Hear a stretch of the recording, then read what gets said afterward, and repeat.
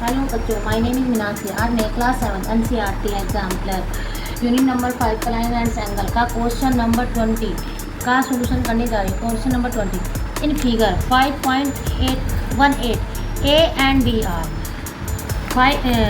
इसमें फिगर 5.18 में हमें एंगल ए और बी की वैल्यू फाइंड करनी है। बेटा हमको मालूम होता है, वी नो दैट जब दो लाइनों को एक ट्रांसवर्सल कट करता है, जब दो लाइंस को एक ट्रांसवर्सल कट करता है तो उसके अपोजिट में जो एंगल्स बनते हैं वो क्या होते हैं?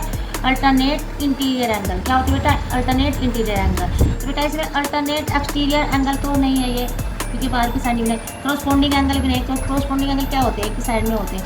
अल्टरनेट इंटीरियर एंगल है क्योंकि ये अपोजिट साइड में बने हुए हैं, अपोजिट डायरेक्शन में बने हुए हैं। एंगल ए और एंगल बी क्या हमारे अपोजिट साइड डायरेक्शन में बने हुए हैं। वर्टिकली अपोजिट एंगल भी नहीं है। वर्टिकली अपोजिट एंगल क्या होते हैं? एक दूसरे के आमने सामने होते हैं। कैसे होते हैं वर्टिकली अपोजिट एंगल? ऐसे होते हैं। कैसे होते हैं? ऐसे होते हैं। और क्रॉसपोंडिंग एंगल कैसे होते हैं? ऐसे होते हैं, जैसे ये ना। तो ये क्रॉसपोंडिंग एंगल होते हैं। और हमारे जो अल्टरनेट एक्सटीरियर एंगल होते हैं वो बाहर की साइड होते हैं। क्या होते हैं? बाहर की साइड, यहाँ पर। तो बेटा यहाँ पर और यहाँ पर। तो ये क्या हमारे अंदर की साइड है, तो ये क्या होंगे हमारे अल्टरनेट इंटीरियर एंगल। क्या होंगे बेटा? Alternate interior angle. तो क्या होंगे बेटा? Option number C is correct. अब question number 21 if two supplementary angle are in the ratio 1:2 then the bigger angle is. बेटा option A 120 degree, option B 125 degree, option C 110 degree, option D 90 degree. अब बेटा हमको बताना है कि इसमें दो सप्लीमेंट्री एंगल का रेशियो 1:2 है, तो हमें बताना है कि इसमें बिगर एंगल्स कौन सा होगा, तो बेटा हम जानते हैं कि क्वेश्चन नंबर क्या था ये हमारा 20 और ये हमारा क्वेश्चन नंबर 21। अब क्या बेटा? जब we know that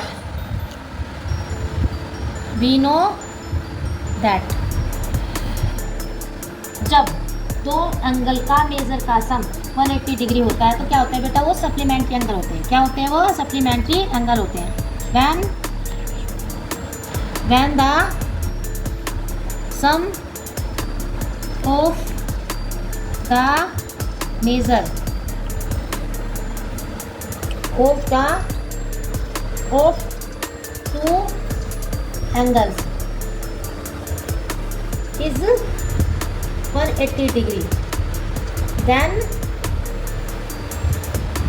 the angles are called supplementary।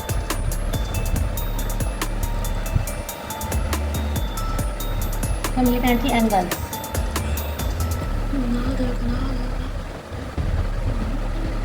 क्या करता है? जब दो एंगल्स के मेजर का सम 180 डिग्री होता है तब एंगल्स क्या होते हैं? हमारे सप्लीमेंट्री एंगल्स होते हैं। क्या होते हैं वो? Supplementary angles. तो बेटा इसमें रेशियो क्या दिया हुआ हमारा? 1:2। तो इसमें हम कोई भी वेरिएबल, जब हमारे ये रेशियो में दी होती है हमारी डिजिट, तो हमें इसमें कोई भी सेम वेरिएबल लिखना पड़ता है। क्या होता है? हमें सेम वेरिएबल लिखना होता है। मान लेते हैं, तो हम क्या मानेंगे? Late us assume 1 angles. 1 angle हमने क्या माना बेटा? इसमें वेरिएबल रख लेंगे, x मान लो, y मान लो, कुछ भी मान लो, p मान लो। हम मान लेते हैं 1p। क्या मान लेते हैं? 1p। कोई भी वेरिएबल हम साथ में लगा देते हैं जब दो डिजिट के बीच में रेशियो होता है। जब दो एंगल्स दिए गए हैं 1:2, क्या मानते हैं इसको? 1p, इसको 2p, क्योंकि इसमें एक कोई भी हम वेरिएबल ले लेते हैं। ठीक है ना? अब let us assume other angle equal to 2p। बेटा क्या करते हैं हम इसको? फिर क्या बताया गया कि जब दो एंगल के मेजर का सम 180 डिग्री है तब उसको सप्लीमेंट्री एंगल कहते हैं। तो इसमें सप्लीमेंट्री एंगल का रेशियो क्या है? तो इसको हमें ऐड कर लेते हैं। क्या करते हैं? 1p plus 2p equal to क्या होगा हमारा सप्लीमेंट्री, क्या है हमारा सप्लीमेंट्री, तो 180 डिग्री, क्या होगा बेटा 180 डिग्री। अब 1p और 2p क्योंकि इसमें सेम वेरिएबल है तो इसको हम ऐड कर सकते हैं, क्या हो जाएगा हमारा 3p इक्वल टू 180 डिग्री। अब हमारा क्या है ये मल्टीप्लाई में, जब दो एक वेरिएबल और एक कॉन्स्टेंट मल्टीप्लाई में होते हैं तो क्या होते हैं नहीं, जब एक सॉरी बेटा जब एक वेरिएबल और एक कॉन्स्टेंट के बीच में कोई साइन नहीं होता तो क्या मानते हैं उसमें मल्टीप्लाई मानते हैं, क्या मानते हैं मल्टीप्लाई।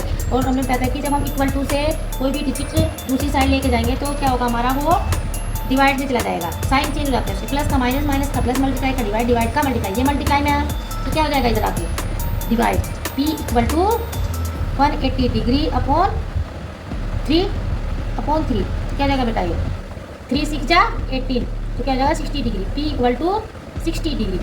अब बेटा इसमें क्या है हमारा वन एंगल हमने क्या माना है 1p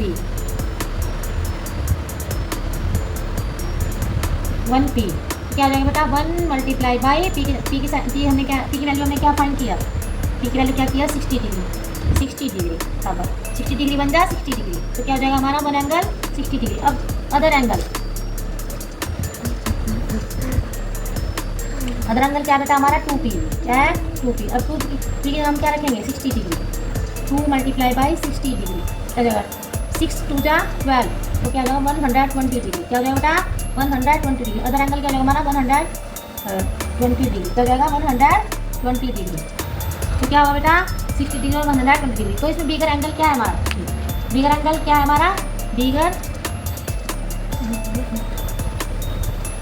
angle is 120 degree, 120 degree. ये हमारा आंसर है, option number A is correct.